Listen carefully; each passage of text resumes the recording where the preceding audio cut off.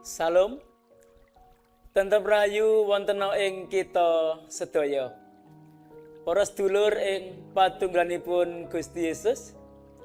Sugeng pepanggihan kalian kula Yunus Triwanto, Pendeta Gereja Kristen Jawa Gombong, Klasis Kebumen.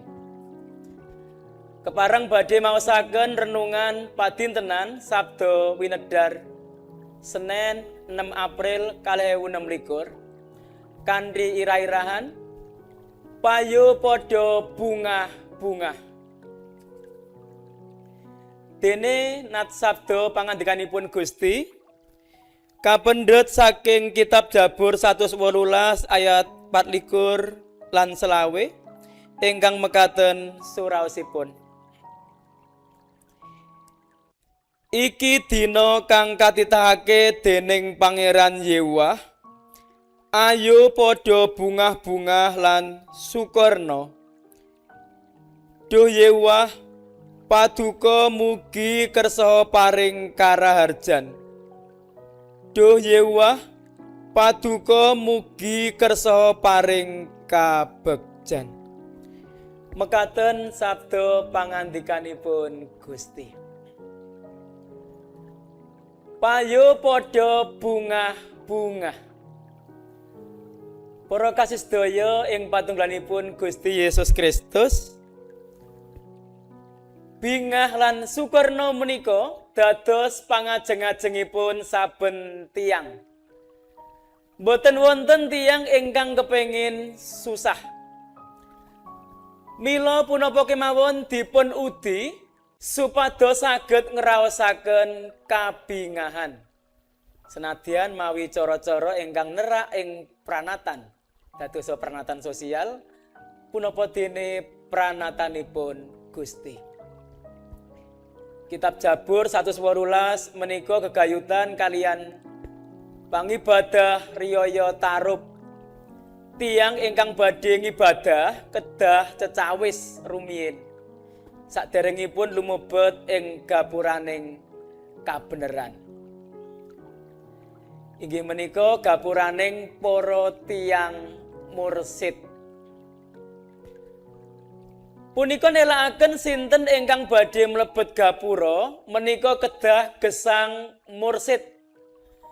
Tansah tumemen anggenipun badhe ngibadah lan nilar pandamel awon. Jabur 118 ayat selawe. Duh Yewah paduka mugi karsa paring karaharjan. Ing basa Indonesia keselamatan.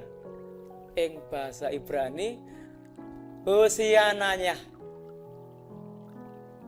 Tembung menika limrahipun kaunjukaken minangka saos syukur ing riyaya tarub kangge mangayu bagya Gusti Allah ingkang ngasta kawilujengan. Duh Yewah paduka mugi karsa paring kabegjan. Menika tegesipun wiyar. Boten namung kabegjan samangsa ngawontenaken riyaya kemawon. Ananging ngemu pangajeng-ajeng lan semangat kangge nglampahi gesang saklajengipun. Kita sampun lumebet ing mangsa Paskah. Tembung hosiana sampun kagantos dening haleluya.